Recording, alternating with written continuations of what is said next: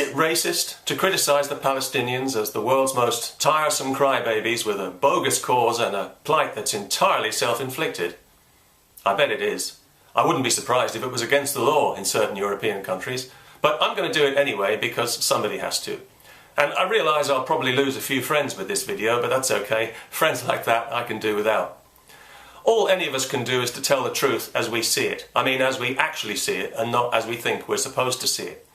The worst thing you can do is to see the truth and to tell a lie, and I see the Palestinian cause as a lie designed to exploit Western liberal guilt, like the lie of Islamophobia and the lie of the mythical religion of peace that nobody has ever seen in action. I used to be a lot more critical of Israel, and I used to believe there was a fairly simple two-state solution because I used to believe the Arabs were acting in good faith. I still want to believe that, but the evidence tells me I'd be a fool to believe it.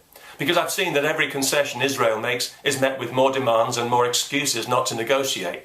They could have had peace 10 times over if they wanted it, but they don't want peace, they want victory, and they won't be happy till Israel is wiped from the map.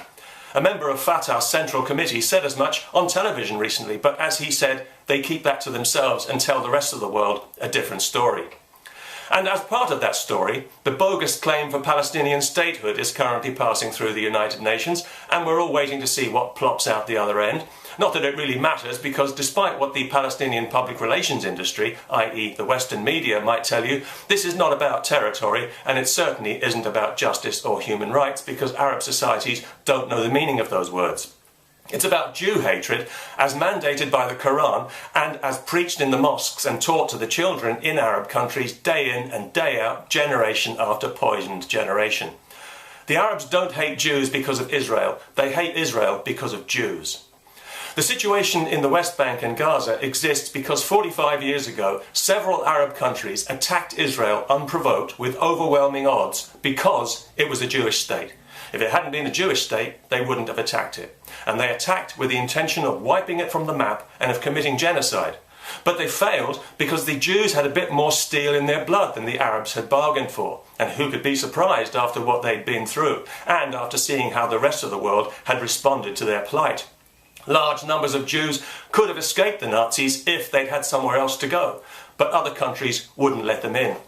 The Mufti of Jerusalem at the time was a friend of Hitler's, and, good Muslim that he was, he approved of the final solution and had plans for his own Holocaust in the Middle East once the Nazis had won the war. So who can blame the Israelis today for defending themselves as if they mean it, when they know they're dealing with people they know they can't trust and who they know hate them enough to want to exterminate them as a people? Anybody else in their situation would behave the same way. I know I would, and I wouldn't apologise for it. Israel is surrounded by enemies. Peace is more in their interest than in anyone else's, which is why they keep making concessions. But it's not in the interest of the Palestinian leadership. Peace is the last thing they want. They need to keep the pot boiling. They need to keep their people angry and resentful and hating Jews. Peace would ruin everything because they won't be happy until Israel is wiped from the map and the Jews have been driven into the sea. If they really believe that's going to happen, they're insane. And if they don't really believe it, they're even more insane, wouldn't you say?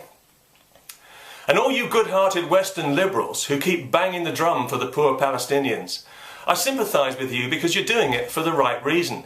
But you're being used and exploited, just as the people in the West Bank and Gaza are being exploited by people who have no intention of negotiating peace because they're driven primarily by crude, irrational religious hatred. When you protest for Palestine, you know you'll be in the company of people calling for Jews to be gassed. Do you think that's an accident? You're dealing with something here beyond politics and beyond reason, something truly ugly that drives a spike through all your cosy left-right assumptions, and your naivety is helping to stoke it like bellows to a fire.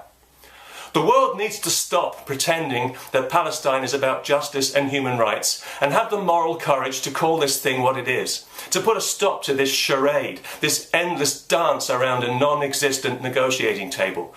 We need to do the Arabs a huge favour and tell them the truth they so badly need to hear, that their hatred is the cause of their misery. They've become prisoners of it. It has come to define their very identity. And until they can find a way to remove this ugly stain from from their hearts. They'll always be chained to it, and they and their children will never be free, Arab Spring or no Arab Spring.